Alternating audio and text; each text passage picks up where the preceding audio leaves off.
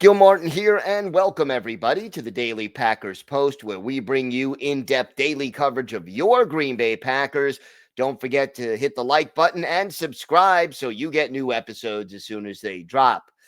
Today, we're going to talk about the new Packers cornerback, Nate Hobbs, who they signed in free agency, or at least who they agreed to terms with during the legal tampering period of free agency. Contracts cannot actually be signed until Wednesday afternoon. But the Packers are adding Hobbs, and that is a positive. It adds some depth to the cornerback room, especially if Jair Alexander is not going to be back. Now, this is Hobbs' first attempt at free agency. He spent his first 4 years in the NFL with the Las Vegas Raiders, has 3 sacks, 3 interceptions, and has broken up 19 passes over the course of those 4 seasons with Vegas. And he's only 25 years old, but he will turn 26 in June. So Brian Gutekunst, if he's adding a big ticket free agent, prefers that they be on the younger side, somewhere in their mid to late 20s. And Hobbs definitely fits that characteristic. Now, one thing that we know, he started right away at Illinois, which is where he went to college, was a starter in his freshman year, played in all 12 games for the Illini and started 10 of them, and was named to the BTN.com all freshman team. While at Illinois as a freshman, he also returned kicks and punts. Can't say he was an elite return specialist, but certainly he has experience in that area. Now, when he was at Illinois, he also played against Packers defensive coordinator Jeff Hafley in 2019. Hafley was the co-defensive coordinator and the defensive backs coach of Ohio State. So Ohio State and Illinois, both in the Big Ten, both faced off that year. So Hafley certainly familiar with Hobbs dating back to his time in college. Number 3, well, his first career interception. Hobbs made it on December 5th, 2021 for the Raiders against the then Washington football team. Taylor Heineke was the quarterback. It came midway through the 4th quarter and set up a field goal by Daniel Carlson, the brother of former Packers kicker Anders Carlson. The Raiders ended up losing that game 17-15, but that was the first career interception in the NFL for Nate Hobbs. He is a pretty good tackler. He has had 10 tackles or more 5 times during his NFL career so far. His best effort, a 12-tackle performance, which included 2 tackles for loss back on September 10th, 2023, in a win over the Denver Broncos on the road. So at least we're getting a guy who has pretty good height at 6 feet tall and is a pretty good tackler for a cornerback. Now, number 5, Hobbs growing up was a multi-sport athlete. He attended Louisville Male High School in Kentucky, was a 3-star recruit according to Scout.com, and in addition to playing football, he lettered in track and field when he was in high school.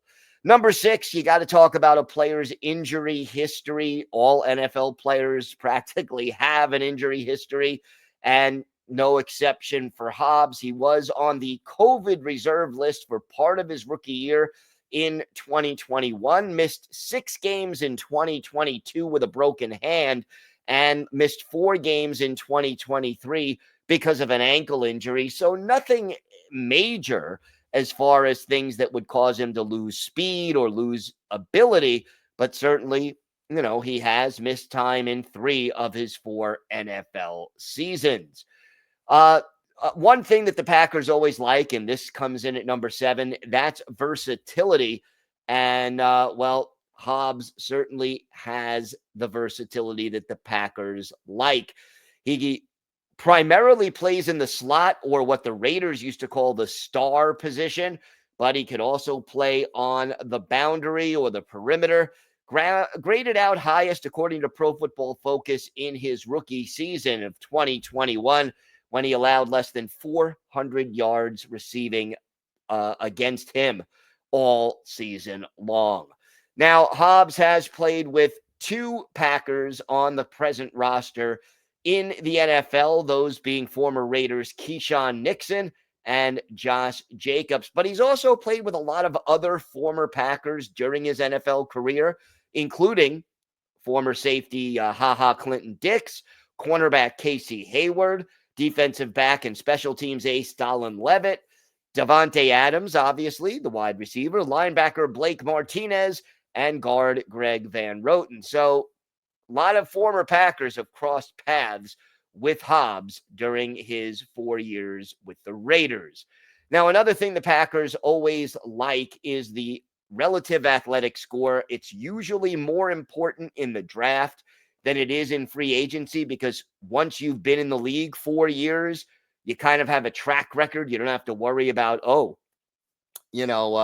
this guy isn't, athletic enough to play in the NFL. Well, he could play in the NFL. He's been doing it, but they like athleticism, and Hobbs has it. He ran a 4.48 in the 40 at the combine before he was drafted, but he had a relative athletic score of 9.62, which puts him in the 96th percentile of any comparable position player in the NFL. So Packers like that. And 10th, what this does is set up a position battle because you got to figure if Hobbs, his best position is the slot, Javon Bullard was the primary slot guy. Obviously, Keyshawn Nixon can play there as well.